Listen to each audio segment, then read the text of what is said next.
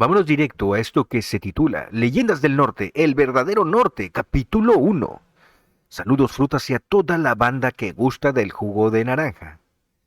Tomé la decisión de traer una serie de historias populares y vivencias de viejos hombres, entre ellos mi padre, aunque haya curiosidades en lo que contaban esos señores y en los periodos de tiempo que ocurrieron. No se contaba con evidencia visual suficiente, sin embargo, lo interesante son las lecciones que se llegan. Abróchense los cinturones y tengan un sal de uvas, porque esto les va a dar comezón en las nalgas. El vaquero plumífero de la sierra. Eran los 80 cuando ocurrió. El lugar era lo que alguna vez fue la vieja capital del estado de Sonora, el pueblo inmoral de Ures. El individuo que protagoniza esta historia se llamaba Mariano, un vaquero de moral y comportamiento cuestionable. Tomando en cuenta que en esa época, pese a que fueran los 80, los valores tradicionales de moral, honor y respeto eran sólidos. Mariano desde muy chamaco tenía un comportamiento delicado, lo que era mal visto por la gente. Lo único con lo que no dudaban de su hombría era que sabía montar a caballo y sabía hacer trabajos de ganadería. Pese a eso, el vaquero tenía pegue con las frutas, ya sea si estas eran de moral cuestionable o inmaculadas. Nunca duraba mucho con una relación. El vaquero decía que era demasiado para esas frutas. Llegó el punto que otros vaqueros y civiles de a pie estaban teniendo problemas con las frutas ya que nadie quería andar con una que estuvo con el Mariano. Lo que sorprendía es que, pese que se le decía que era plumífero, siempre conseguía salir con alguna fruta inmaculada. El odio se acrecentó ya que él solía ir los sábados al humedal de Ures, que en bromas de otros pueblos decían que era una laguna, donde se drogaban y hacían cosas inmorales. La promiscuidad y consumir sustancias era mal visto y señalado como lo peor, que para eso estaba Sinaloa. Sin embargo, los actos inmorales no solo era hacerlo con frutas, sino que también había prácticas plumíferas, por lo que en una ocasión atraparon con las manos en la masa al tal Mariano con un plumífero que le estaba empujando, le estaba reacomodando las tripas. Para defensa del Mariano no había evidencia tangible, por lo que todo se terminaría en un mal chiste. Nadie se atrevería a decir que iba a la laguna de los sábados, ya que sería marcado como un inmoral y peor aún como un plumífero. Como dato adicional, el padrecito del pueblo era el primero en enterarse, ya que había muchos vaqueros y frutas que iban el domingo temprano a confesarse de sus pecados. Mariano en los eventos de carreras de caballos solía montar y apostar, lo que levantaba más molestias cuando ganaba y que subía su caballo alguna fruta, ya sea si estuviera ocupada o desocupada. En los bailes, fruta de alguien que tomaba, fruta que no soltaba. Solo las solteras les concedía algunas piezas. Mariano siempre que le armaban una bronca y lo retaban una pelea, siempre la rechazaba y se retiraba, lo que terminaba con el disgusto del vaquero retador que tenía la fruta, para así terminar discutiendo sus inseguridades. Era típico que después del vaquero andaba de arrastrado y mínimo era llevarle serenata la siguiente noche. Pese a ser un vaquero sin mujer y que levantaba muchas frutas, no a todas las montaba y les daba con la riata. Hasta que una fruta en la laguna se molestó porque no le dieron con la riata y Mariano quiso acomodarle los frijoles a otro vaquero de otro pueblo y que ella les ayudara. Fue así como afirmó ser un plumífero de la sierra. Al final Mariano tuvo 5 hijos con 3 diferentes frutas.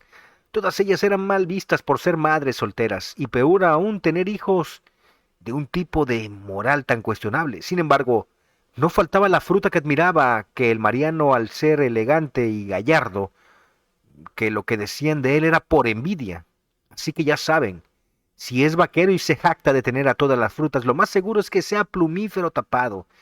Y hay en secreto en su rancho o montaña, curiosamente todos son unos pervertidos, abusivos y sodomitas. Salomón y su tractor. En esta historia tenemos a un señor rural que tuvo una incursión en los años 70 en Sinaloa, proveniente de las tierras del río Sonora en Babiacora. El señor Salomón le molestaba, si no es que lo endiablaba, que los jóvenes o incluso los animadores de la cantina o de algún evento en la plaza tocaran corridos donde se idolatraban a los delincuentes. Mi padre conoció a este señor y presenció algunas peleas que tuvo con músicos de corridos e individuos que se creían al pie de la letra los corridos, donde el señor Salomón salía victorioso. Mi papá afirmaba que tenía tremenda fuerza y puñetazos sólidos. El trabajo en el campo y cargar pacas de alfalfa y salvado le dieron un muy buen físico. Como dato adicional, cuando terminé la universidad en 2011, mi papá se sorprendió al ver al señor Salomón. Resulta que su hija más joven era compañera de generación. Por mi parte, ignoraba que todo lo que duró la carrera, que ella fuera la hija de Salomón. Mi padre confirmó que esa hija es la novena.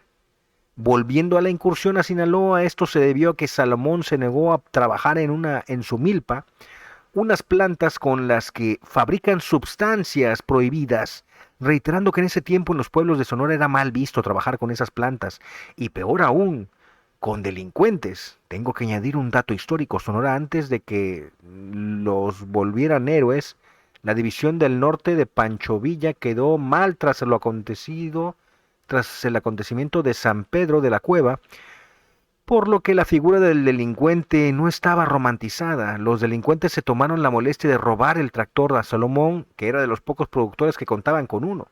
Al enterarse que fueron los de Sinaloa, tuvo que ir a Ures a conseguir un permiso de cacería y así poder transportar un rifle.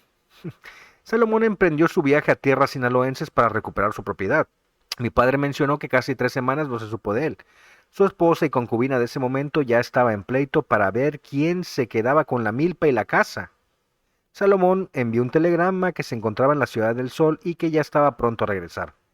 Al retornar a Babiacora, en su tractor, otros señores agricultores y ganaderos no duraron en que se reunieran en una casa y con unas cervezas y Bacanora contará qué pasó. Salomón confirma que solo abatió 3 hombres, señalando que ninguno de muerte cuando recuperó su tractor, pero cuando logró entrar al territorio de Valle del Yaqui pudo deshacerse de sus perseguidores, ya que pagó a los yaquis para que le brindaran protección, tomando caminos alternos para no ser emboscado por la carretera. En palabras de mi papá, Salomón con autoridad dijo que estaría esperándolos en caso de que buscaran vengarse.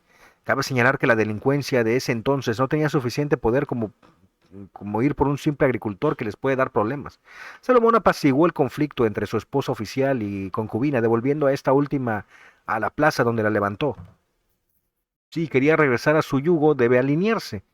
Como otro detalle, la esposa oficial no tuvo ceremonia religiosa, no firmaron papeles, solo la tomó, y que mantenga la casa en orden y sobre todo que trate bien a los hijos. Esta es la historia de un hombre de Babiacora. La enseñanza es que la convicción y la voluntad es algo que no se debe perder. Tuvo 4 mujeres más como concubinas, pero la que consideraba esposa siempre era la favorita, sin firmar papeles, solo otorgando el título por una cuestión de moral. Tuvo varios hijos, 9 con la esposa, y los que les dejó a las concubinas.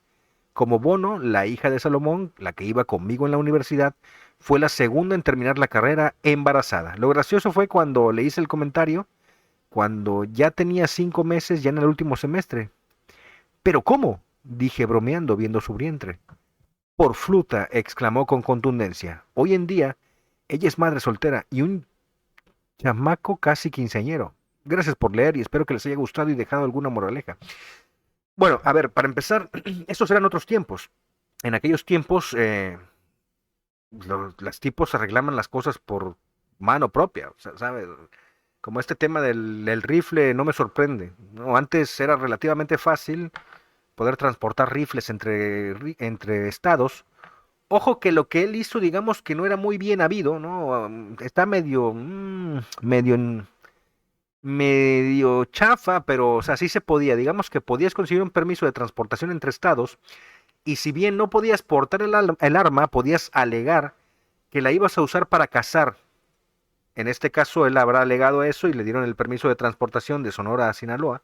Y con eso cruzó entre los estados con un arma de fuego de cacería, me imagino que sería. Ojo que también en los años 70 los narcos no tenían el poder de fuego que tienen hoy, así que con un rifle de alto poder, con una buena mira telescópica, les hacías una fiesta grande. Y bueno, repito, no me sorprende. Normalmente estas historias son de tiempos anteriores, de los 70s, los 80s, donde traías tu fierro, ibas, te agarrabas a plomazos con alguien y así arreglabas los problemas fácil y rápidamente, sin ningún tipo de problema y sin meter de por medio abogados ni a jueces. En fin, qué buenos tiempos aquellos. Pues nada, mis amigos, si les gustó este relato vintage del pasado, déjamelo saber en la caja de comentarios. Cuéntame, por favor, si tuviste un abuelo, un tío o un padre así de loco. Cuéntamelo en la caja de comentarios. O simplemente déjame una carita feliz. Por otro lado, regálame un like si te gustó esta historia. Suscríbete al canal si aún no lo has hecho. Pero sobre todo, comparte esta historia con ese amigo tuyo que es bien joto, ¿no es cierto? Bueno, sí, con ese amigo tuyo que de todo se queja, todo le da estrés, todo lo deprime, todo le da ansiedad y no tiene ni idea que su abuelo era 3 o 4 veces más hombre que él y encima el tipo estaba gordo. En fin, que nos vemos luego.